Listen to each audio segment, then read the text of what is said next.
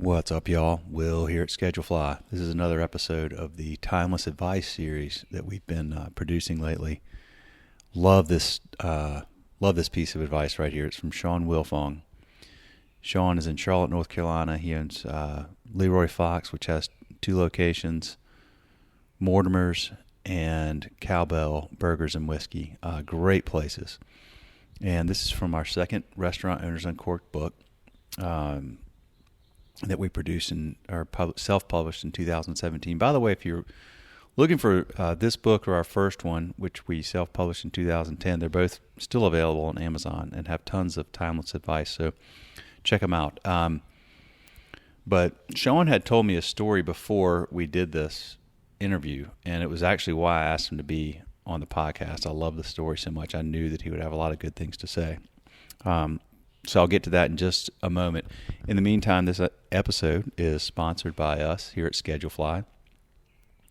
If you don't love the way you schedule and communicate with your staff at your restaurant or your hospitality business, head to our site, schedulefly.com. There's a 30-day free trial. We make scheduling and communication easy, particularly if you're on Excel or you're like making a schedule and taking a picture and texting it to your team, or you're on pencil and paper, or something that's not a defined scheduling software, or if you're using a competitive tool and you're paying a lot of money for it and don't have great support, or have tons of tools and features that you don't need, we're a perfect fit for you. We provide very simple software that's reliable, and we provide legendary customer service, and that's been our business model for 15 years. So schedulefly.com, click free trial, 30-day free trial, no setup fee, no cancellation fee, no credit card until you're satisfied and happy at the end of your trial. Simple monthly billing or prepay for a year for a 5% discount. My cell phone number, my personal cell phone number, is right there on the trial sign-up page. So if you have questions, give me a shout. I'm happy to chat with you. This episode is also sponsored by Flip, and that's FLYP, Flip Mobile Banking. Check them out at flipmoney.com or go to the App Store and find the Flip app. This is a very cool web-based mobile banking platform backed by a debit card. So you get a checking account with no minimum balance, no fees, and a debit card that comes along with it. And here's the catch. The debit card is a rewards-based debit card. So like how most credit cards nowadays have some kind of reward system, this debit card does. And every time you use this Flip card, you pull out your phone and you spin the Flip wheel on your Flip app. And you might win 1% cash back, 2%, 5%, 10%, up to 110% cash back. Or you might win Flip coins. You win enough Flip coins, you can use those to buy items in their store. So it just makes, it makes using your debit card each time, and of course with the debit card there's no credit check or anything like that. So when you use your debit card, it makes it a little fun to go and see what you can win. They're adding lots of other tools to their platform, but if you use the code ScheduleFly, so when you sign up, you use the code ScheduleFly. Once you've put $100 in and spent that at least $100, they're going to give you $20 on the house. So however much you put in, once you spend $100, if you do that in the first 30 days, you get $20 from Flip. So easy $20. And look, if you don't love your bank, like if your bank, and you may not even pay attention to this, but you should, if they have a minimum balance for your checking account, or they charge you overdraft fees or other fees, ATM fees, check out Flip, because they're not doing any of that stuff. And you can get, if you get your direct deposit in there, you can get your money 2 days early most times. So flipmoney.com, FLYP, find them in the App Store. All right, so with that, let's get back to Shawn Wilfong. And I mentioned that he had told me this story, so here's our exchange. I said, Shawn, you mentioned to me once that leading by example is important to you. What's an example of you doing that? I was obviously teeing him up for this story. And here's Shawn. Quote, Cowbell was previously a restaurant called Nick's Burger Bar that had gotten into some trouble. It's on the bottom floor of a high-rise building in downtown Charlotte. The downtown lunch crowd is a finicky group and has a fixed window to dine in. It's kind of kill or be killed environment. The margin for error in the whole entire process is very small. We were in there early on before we had changed the name, and it was still Nick's Burger Bar. We kept the staff until we closed for renovations to determine who we felt could be great employees. While we were designing and planning our brand change and the close of the restaurant, I was in there trying to meet the existing customers to find out what they liked and didn't like and what their needs were so that we could build a concept out that was more in line with the customers that were already there. On this one particular day, something happened with the ketchup. The previous ownership had some rather lax practices, and some of the ketchup had fermented. Per customer's request, I delivered a bottle of ketchup to a table filled with professionals dining in their business attire.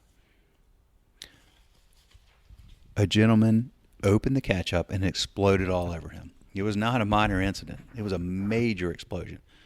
I can't quite fully explain how it happened or what the chemistry is behind what happened in the bottle, but it was a disaster. Not only did we have to perform and get their food out quickly, but I had a guy that I could not, in good faith, send back to work in the state he was in. While he was dining, I found out his shirt size. There was a Joseph A. Banks a couple of buildings down the street. I ran down there and I bought him 2 different shirts. I didn't know which one was going to fit him best. I ran them back and delivered them to him at the table. I apologized profusely and said he could keep both shirts. He was very happy with us and is still a customer. I see him in there frequently, and we laugh still about the shirt incident. But I just figured it was the right thing to do. I don't think I did anything special. I just think you have a great responsibility when you're a restaurant to serve the public. Not get them sick, plate great food, and obviously if you trash someone's clothes on the shift, you can't send them back to work the rest of the day with a ketchup-laden white button down. I comp the whole table for everyone at the table. We make a joke in our restaurant that's a POTUS operation. That is President of the United States type service interaction, where everyone immediately goes to resolve any and all ill will for the brand, reconciling any customer grievance prior to them leaving the 4 walls of our store. End quote. And I followed up with, how do you empower your staff to replicate that type of response? And here's Shawn. Quote, we empower our employees to behave like we would in a situation like that. We are 100% at fault for things like that. To inconvenience the customer is unacceptable. So each employee, each manager, they can own those situations. We prefer that they own them to a resolution because we didn't like to pass the buck and hope that someone resolves it. I'm sure that we have some online reviews where we didn't fully resolve a situation, but we do try to go out of our way when we can. If any employee that works for me has a situation like this, they know that they're the one that buys the shirt, that I will 100% reimburse them. And I would appreciate it. If I find that they didn't go buy the shirt in a situation like that, they know that they will have some answering to do. But we don't hold a different standard for ourselves than we hold for our employees. We try to put everyone in the same boat. They know that they're fully authorized to handle any customer complaint. We prefer to go over the top to make a customer leave happy when they're unhappy just because we think it's the right thing to do. There have been countless examples of employees of mine leaving to buy a Wall Street Journal for a customer who asked if we had one. We don't have newspapers in our restaurants, but I just try to teach them to take care of it as if it's not an exuberant cost or puts us in duress. You may hear someone say, oh, it's Janet's birthday. You don't even have to ask the table. You go in the back and make a dessert for her and come out and deliver it to her and tell her it's on us. For a little girl's birthday party one time, we overheard the parents talking about her favorite cake. We didn't sell anything like it in the restaurant. One of the employees drove down the street to a bakery and bought a $50 cake with candles and brought it back and presented it to the table. The parents were wowed.